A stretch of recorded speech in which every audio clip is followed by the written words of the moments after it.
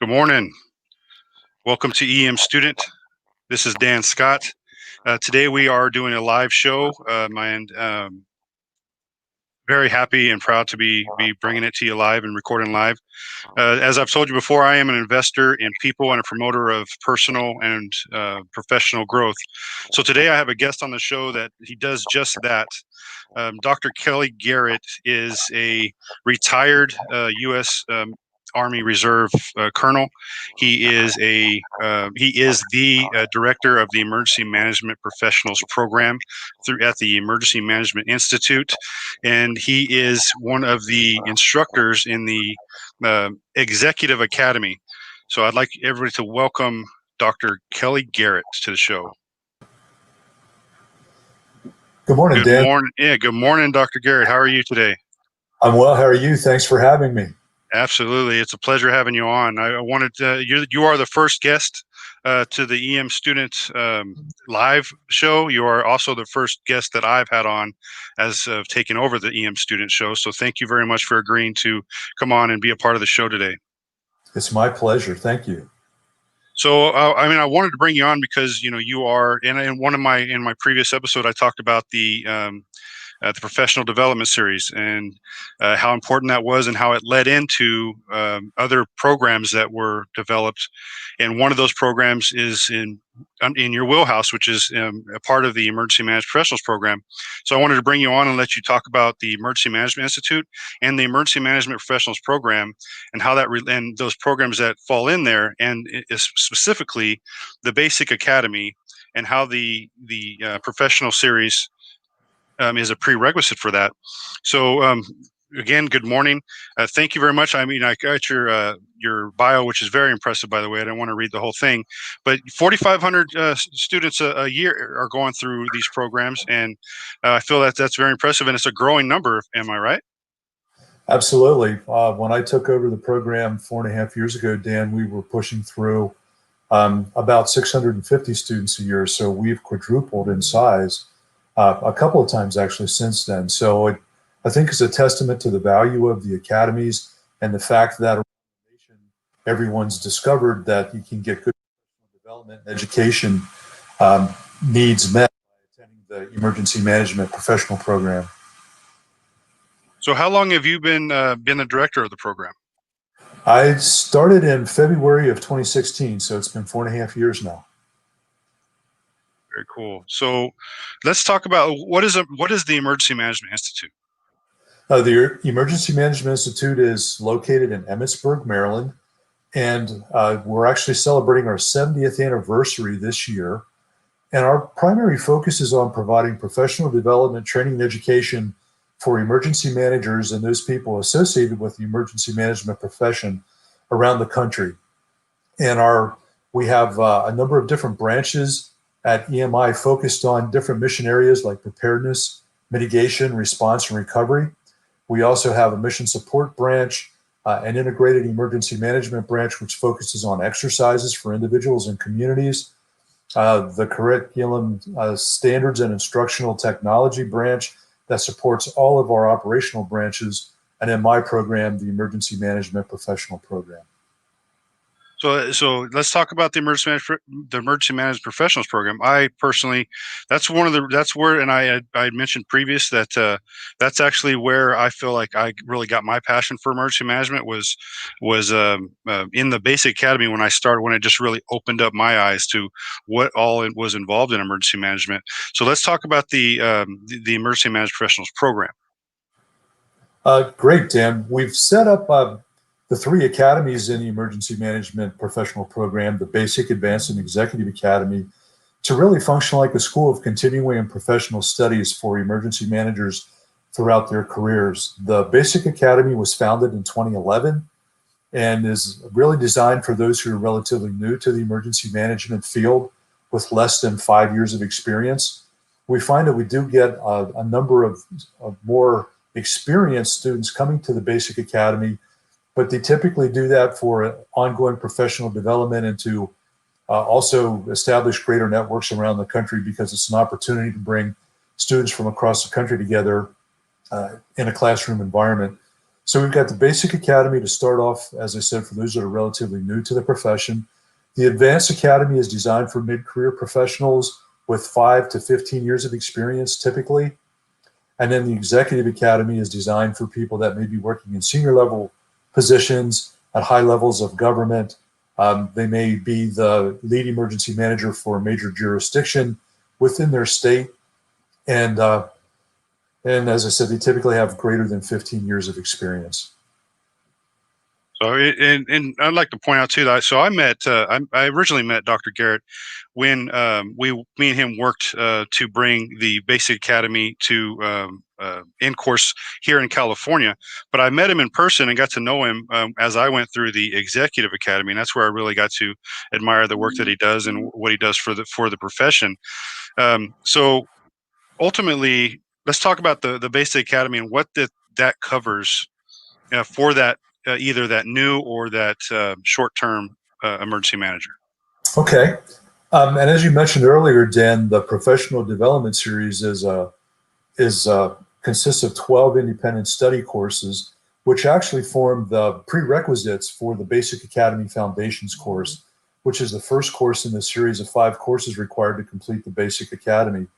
And the Foundations course, again, focuses on the 5 mission areas, the history of emergency management, understanding the legal implications of emergency management, and finishes up with a capstone exercise so the students get the experience of actually working through responding to disaster. The second course in the series is a Science for Disasters course. Unlike the Foundations course, which is 5 days and 40 hours long, the Science for Disasters is 3 days and 24 hours long. And we really focus on any of the environmental influences that could impact disasters and disaster response. Following the Science for Disasters, we have a 16-hour course in emergency management planning so that we can help new emergency managers understand how they can develop the plans that are required for disaster management in their jurisdictions. And then we follow that up with the Homeland Security Exercise and Evaluation Program, or HCEP as it's commonly called, which is 2 days and 16 hours. And then we finish up with the Public Information and Warning course, which is now going to be 3 days and 24 hours. And we really focus on helping emergency managers understand the role of public information officers and the need for public information and effective communications and the different means of presenting warnings to communities so that they're aware of potential disasters or the impact of disasters. All told, we're talking about 3 weeks in residence in total and 152 hours of study to graduate from the Basic Academy. And altogether, there are college units attached to the Basic Academy, correct? We do. We received ACE evaluation for, I believe it's 3 lower level undergraduate credits. So those students that are interested in pursuing a degree in emergency management can help speed along their degree desires by completing the Basic Academy and getting some credits for that. The Advanced and the Executive Academy combined has 4 upper division undergraduate credits assigned right now. We're working to try to build a better case with the American Council on Education to try to get graduate level credit for those courses, but right now it's 4 upper division undergraduate credit hours. So for someone like yourself that's graduated from all 3 academies, you can earn 7 credit hours toward a degree in emergency management from some of our college and university partners around the country. And also with the professional development series, the online independent study courses could be applied towards a associate's degree if done in a particular order. If just as an FYI for those that are listening today, I actually went through that program, and if there is a triggering aspect to, you have to take so many of the courses that would then to acquire 2 college credit. Then you go through accrediting and a class, then you can get the credit to go towards a college degree. So that's another aspect of EMI's professional development and education that you can apply. So ultimately, we've talked about the who should the number of years we look for the basic academy from who should actually go to that, and we know that, and like myself, I was doing emergency management for about 4 years before I went to the basic academy, and I still learned so much going to the basic academy, because a lot of what I learned was just doing it on the job versus being in the class and being taught what emergency management is and how we function. So I absolutely 100% push all the academies, the program in general that you oversee. But let's talk.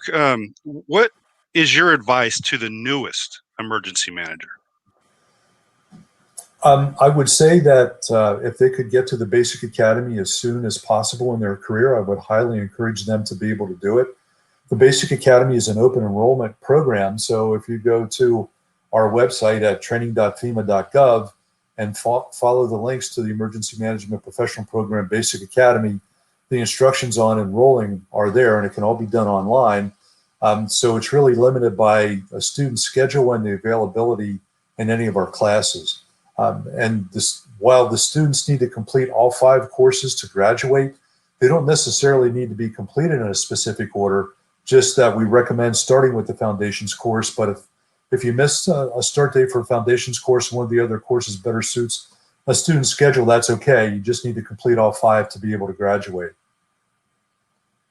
And like I said, it's definitely worth the time. I mean, when I went through the course or through the academy, it was 4 weeks. Now it's been dialed down to 3 weeks with the prerequisite courses that are able to be done online through the PDS, and that's or the professional development series. And I think that's actually a great improvement to the program, because it requires a specific set of skills and knowledge before they enter the program itself.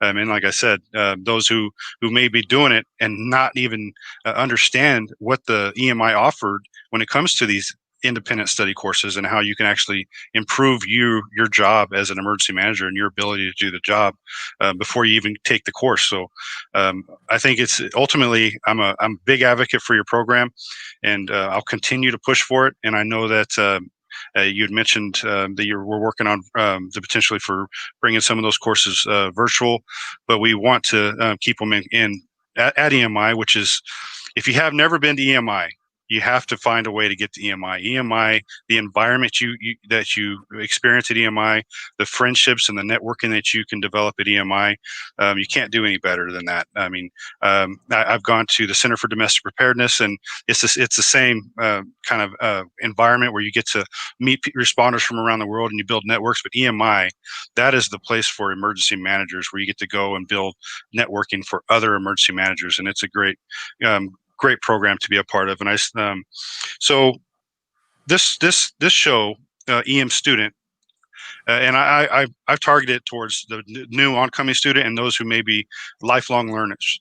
So what would your advice be to the student of emergency management seeking to become an emergency manager?